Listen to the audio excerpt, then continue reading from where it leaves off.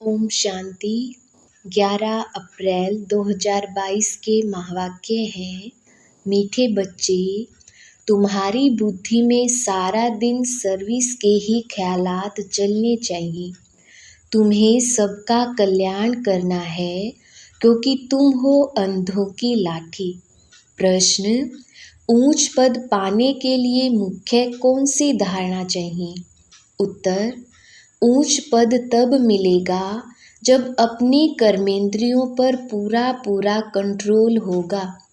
अगर कर्मेंद्रियां वश नहीं, चलन ठीक नहीं, बहुत अधिक तमन्नाएं हैं, हबच है, तो ऊंच पद से वंचित हो जाएंगे।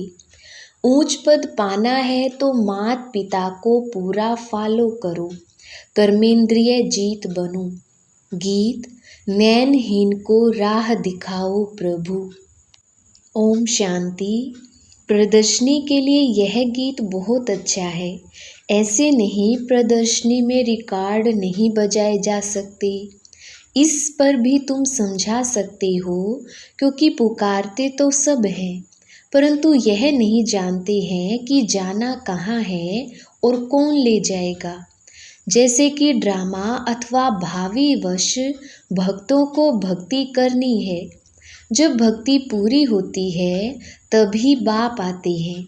कितने दर दर भटकते हैं, मेले मलाखड़े लगते हैं, दिन प्रतिदिन वृद्धि को पाते जाते हैं। श्रद्धा से तीर्थों पर जाना भटकना चलता ही आता है।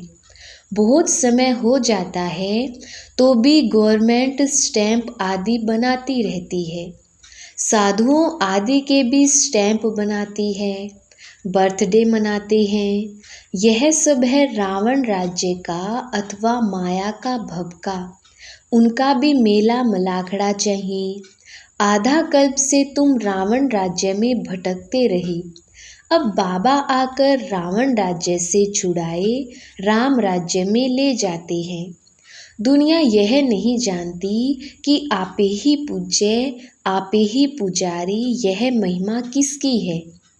पहले 16 कला संपूर्ण पूज्य रहते हैं, फिर 2 कला कम हो जाती है तो उनको सेमी कहेंगे। फुल पूज्य फिर 2 कला कम होने से सेमी पूज्य कहेंगे। तुम जानते हो पुजारी से फिर पूज्य बन रहे हैं, फिर सेमी पूज्य बनेंगे। अब इस कलयुग के अंत में हमारा पुजारी बने का पाठ खत्म होता है। पूज्य बनाने के लिए बाबा को आना पड़ता है। अब बाबा विश्व का मालिक बनाते हैं। विश्व तो यह भी है, वह भी होगी। वहाँ मनुष्य बहुत थोड़े होते हैं, एक धर्म होता है। अनेक धर्म होने से भी हंगामा होता है। अब बाबा आया है लायक बनाने। जितना बाप को याद करेंगे उतना अपना भी कल्याण करेंगे। देखना है कि कल्याण करने का कितना शौक रहता है। जैसे आर्टिस्ट हैं, उनको ख्याल रहता है ऐसे ऐसे चित्र बनाएं जिससे मनुष्य अच्छी रीति समझ जाए। समझेंगे हम बेहद के बाप की सर्विस करते हैं, भारत को स्वर्ग बनाना है। प्रदर्शनी में देखो कितने ढेर आते हैं, तो प्रदर्शनी के ऐसे चित्र बनाएं जो कोई भी समझ जाए कि यह चित्र एक्यूरेट रास्ता बताने वाले हैं। मेले मलाखड़े आदि जो हैं वह तो उनके आगे कुछ भी नहीं है। आर्टिस्ट जो इस ज्ञान को समझते हैं उनकी बुद्धि में रहेगा ऐसे ऐसे चित्र बनाएं जो बहुतों का कल्याण हो जाए। रात दिन बुद्धि इस बात में लगी रहे। इन चीज़ों का बहुत शौक रहता है। मौत तो अचानक आता है। अगर जुत्ती आदि की याद में रहे मौत आ गया तो जुत्ती जैसा जन्म मिलेगा। यहाँ तो बाप कहते हैं देह सहित सबको भूलना है। यह भी तुम समझते हो कि बाप कौन है। कोई से पूछो आत्माओं के बाप को जानते हो, कहते हैं नहीं। याद कितना करते हैं, मांगते रहते हैं, देवियों से भी जाकर मांगते हैं। देवी की पूजा की और कुछ मिल गया तो बस उन पर कुर्बान हो जाते हैं। फिर पुजारी को भी पकड़ लेते हैं, वह भी आशीर्वाद आदि करते हैं। कितनी अंधश्रद्धा है। तो ऐसे ऐसे गीतों पर प्रदर्शनी में भी समझा सकते हो। यह प्रदर्शनी तो गांव गांव में जाएगी। बाप गरीब निवाज है, उन्हों को जोर से उठाना है। साहूकार तो कोटों में कोई निकलेगा, प्रजा तो ढेर है। यहाँ तो मनुष्य से देवता बनना है, बाप से वर्षा मिलता है। पहले पहले तो बाप को जानना चाहिए कि वह हमको पढ़ाते हैं।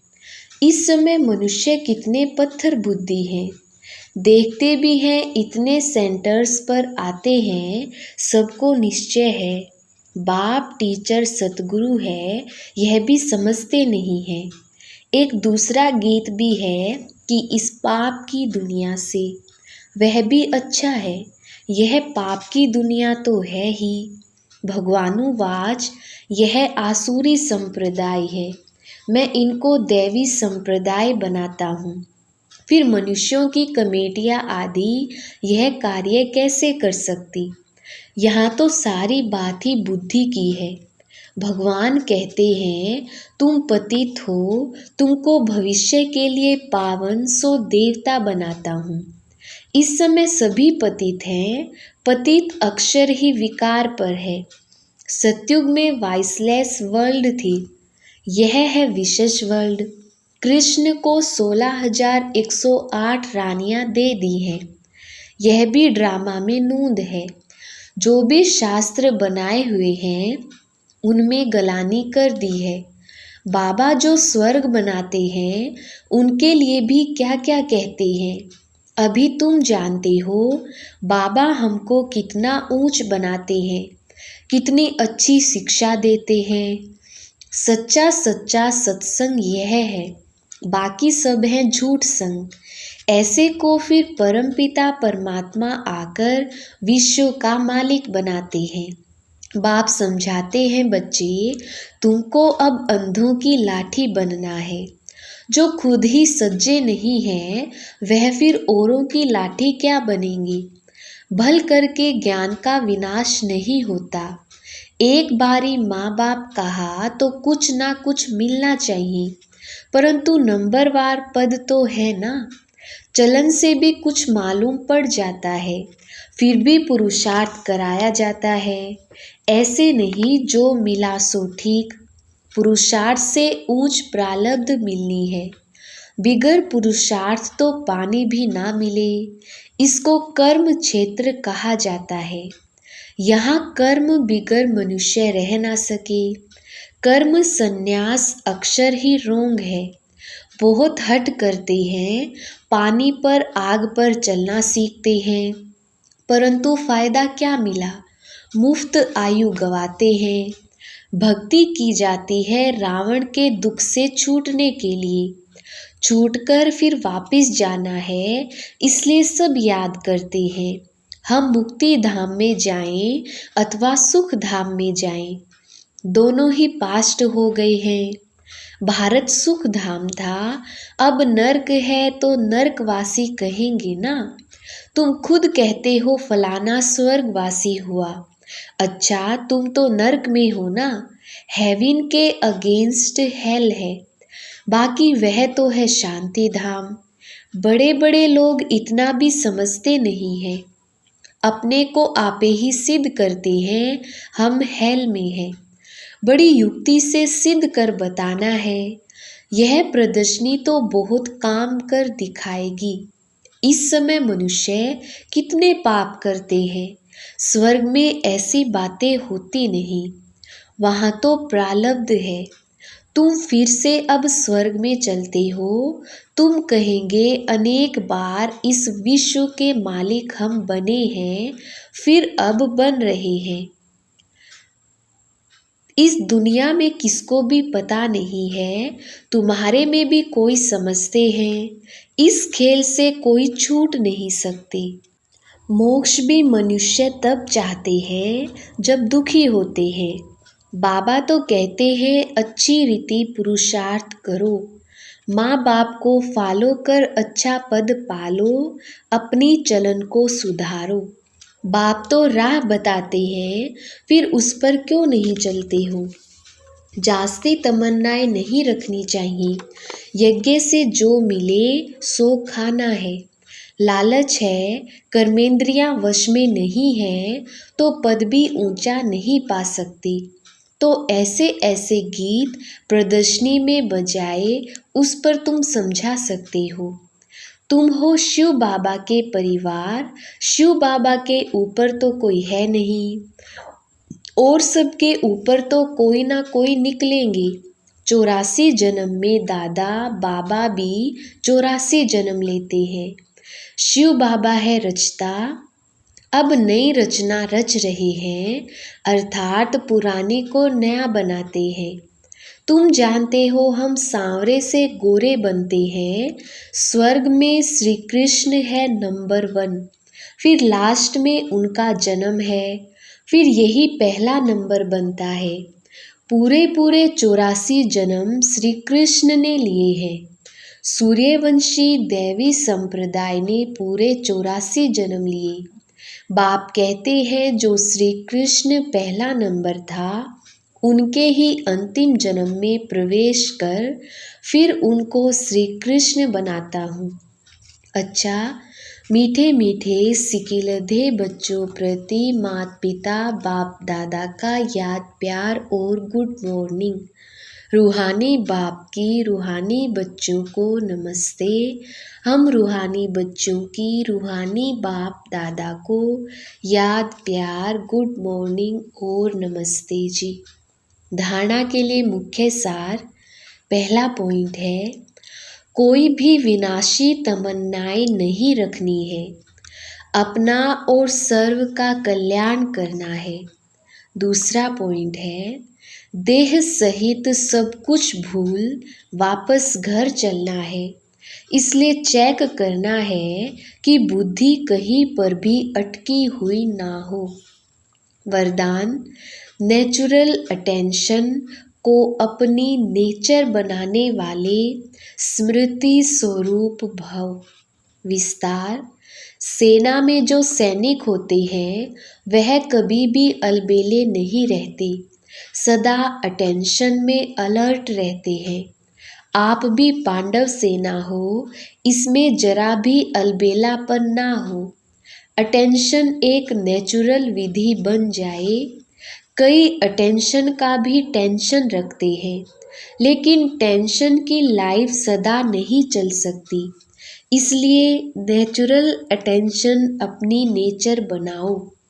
अटेंशन रखने से स्वतः स्मृति स्वरूप बन जाएंगे, विस्मृति की आदत छूट जाएगी। स्लोगन, स्वयं के स्वयं टीचर बनो तो सर्व कमजोरियां स्वतः समाप्त हो जाएंगी।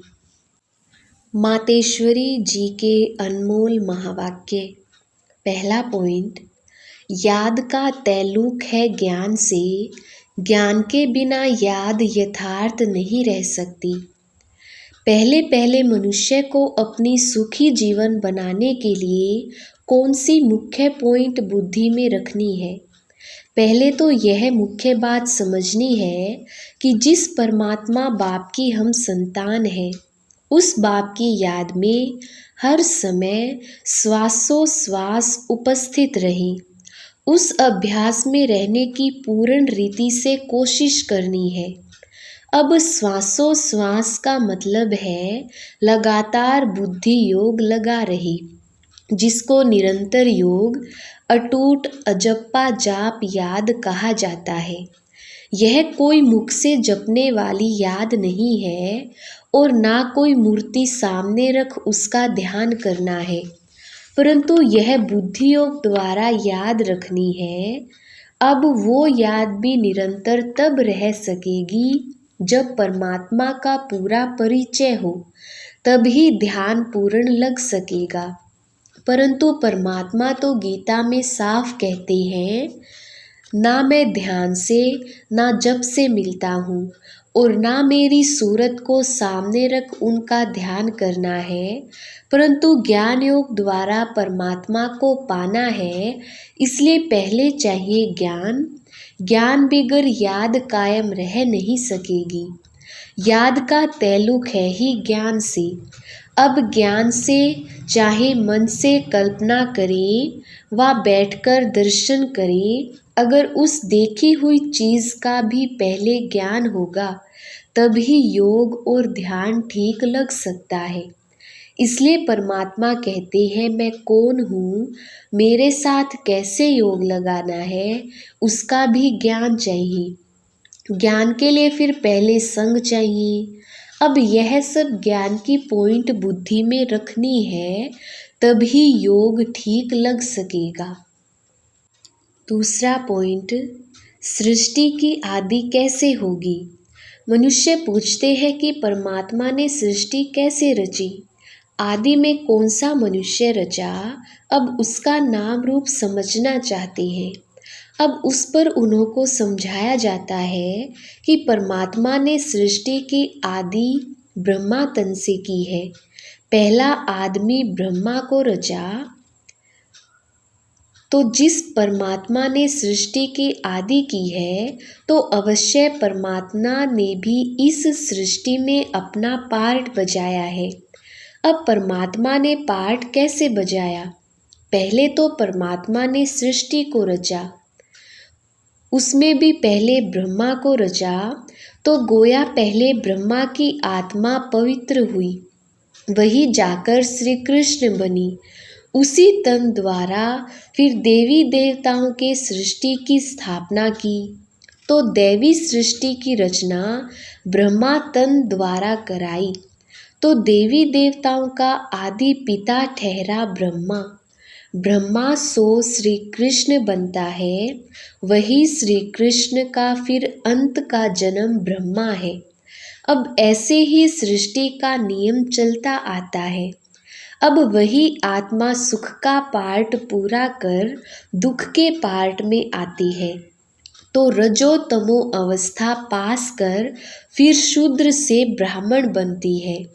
तो हम हैं ब्रह्मावंशी सो शिववंशी सच्चे ब्राह्मण।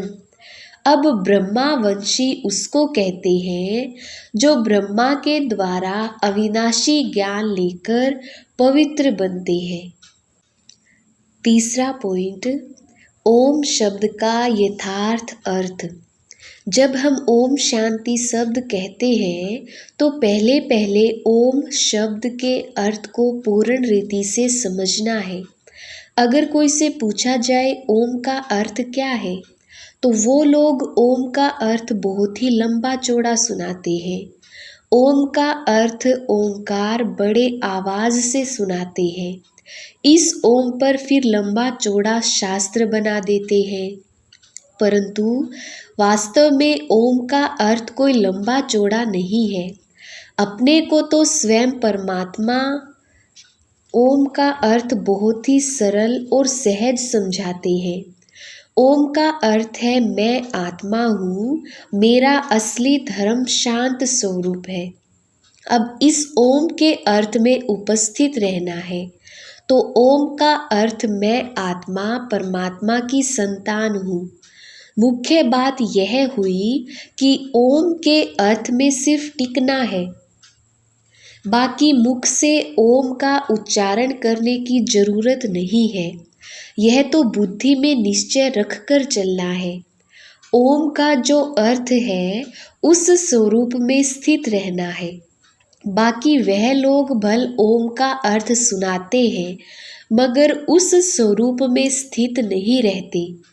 हम तो ओम का स्वरूप जानते हैं, तभी उस स्वरूप में स्थित होते हैं। हम यह भी जानते हैं कि परमात्मा बीज रूप है और उस बीज रूप परमात्मा ने इस सारे झाड़ को कैसे रचा हुआ है, उसकी सारी नॉलेज हमें अभी मिल रही है। अच्छा, ओम शांति।